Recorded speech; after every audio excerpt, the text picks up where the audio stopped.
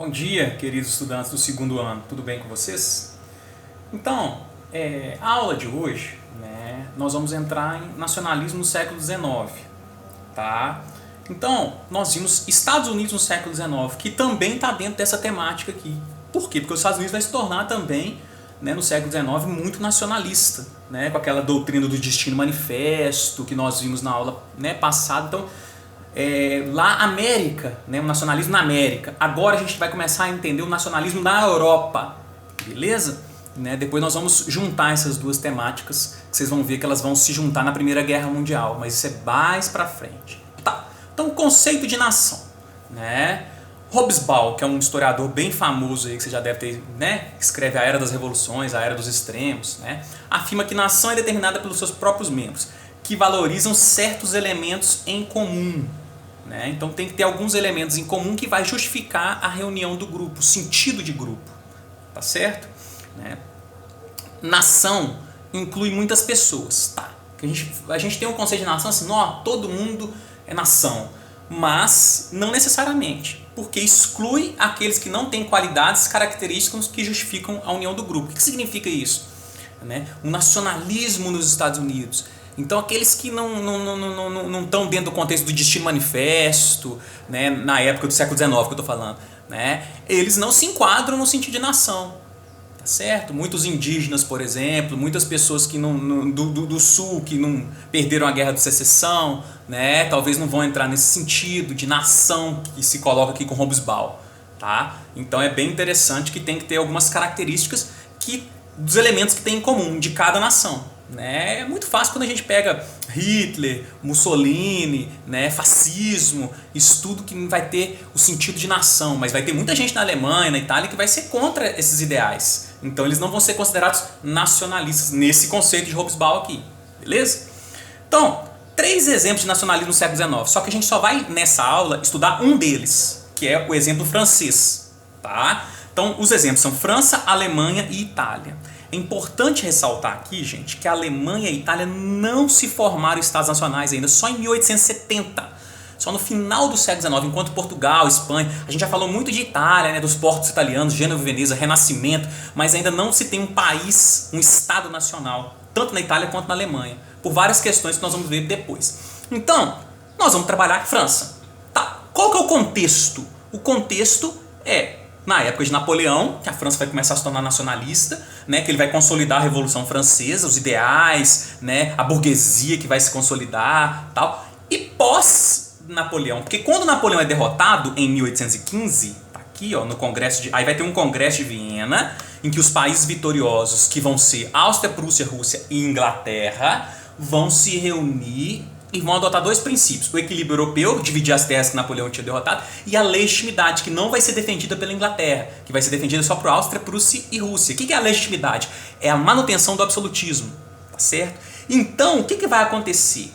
Consequência do Congresso de Viena, o retorno dos Bourbons na França, vou negritar isso aqui, ou seja, a legitimidade, o retorno do absolutismo na França. Isso vai dar problema, é claro que isso vai dar problema. Porque Áustria, Prússia e Rússia eram absolutistas. Só que a Inglaterra, que mandava no mundo no século XIX, que nós estamos vendo aí que no Brasil, nas independências da América Latina, que a gente viu nas aulas passadas, a Inglaterra domina o mercado. Obviamente que isso vai ter uma influência, na Europa como um todo, que não vai permitir que a França se mantenha absolutista. Ainda mais que a revolução que influenciou o mundo todo foi lá, a Revolução Francesa. Então isso vai gerar uma revolução, que é a chamada Revolução de 1830. Nós teremos os setores conservadores que defendem a legitimidade, tá? Principalmente defendida pela Igreja Católica, que vai apoiar o rei, para se manter na legitimidade. E nós temos os setores liberais que vão fazer a revolução, que defendiam os ideais da Revolução Francesa, contra o rei na época, que era Carlos X. Beleza?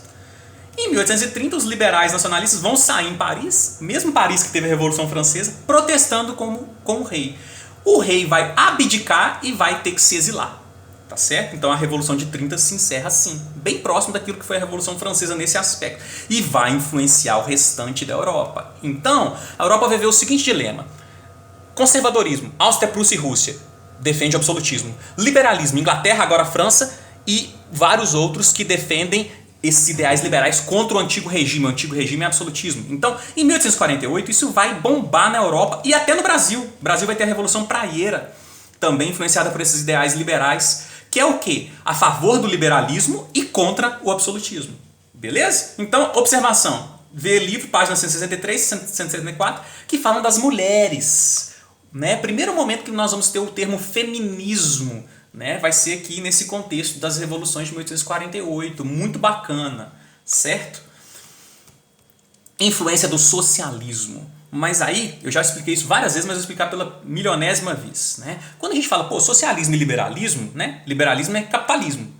São coisas diferentes, todo mundo sabe disso. Porém, nesse contexto aqui do século XIX, os ideais socialistas, eles vão, juntamente com os ideais anarquistas, que eu já expliquei em aulas anteriores, eles vão ser contrários ao absolutismo. Então, de sendo contrário ao absolutismo, eles vão influenciar nessas revoluções liberais. Sacou? Por quê? Porque os primeiros ideais, essa ideia de contra o absolutismo, contra a liberdade, acabar com o Estado, anarquismo, isso vai ser muito forte para quê? Para que haja a primavera dos povos, né? Que são movimentos liberais. É interessante, né? Então, no sentido de quebrar as forças do antigo regime, que segundo Karl Marx, né, socialismo, temiam a emergência de uma forte mobilização política e social dos trabalhadores, né, nas manifestações operárias. Muito bacana isso. Então, observação, que eu acabei de explicar. Apesar de ter ideologias diferentes, tanto o socialismo quanto o liberalismo tinham algo em comum, acabar com o absolutismo. Então o socialismo influenciou nessas revoluções liberais. Depois, quando a Revolução Industrial se consolida, quando a burguesia se consolida, é que o socialismo vai começar a ter um embasamento contra o capitalismo. Isso vai ser depois, principalmente no século XX, né? No contexto da Revolução Russa e tudo mais. Beleza? Conclusão. Socialismo e anarquismo, já vistos, influenciaram a primavera dos povos e, de certo modo, darão embasamento para o nacionalismo. Esse nacionalismo, tanto na França, mas também na Itália e na Alemanha, que nós vamos ver em aulas posteriores. Tá? Nós vamos voltar para o Brasil aqui, depois vocês vão ver nas revoltas regenciais. Quando a gente voltar para a Europa de novo, né, falar de imperialismo e tudo mais, nós vamos chegar na unificação alemã e italiana, que tem relação direta com a Primeira Guerra Mundial. Beleza, galerinha? Um grande abraço aí, valeu!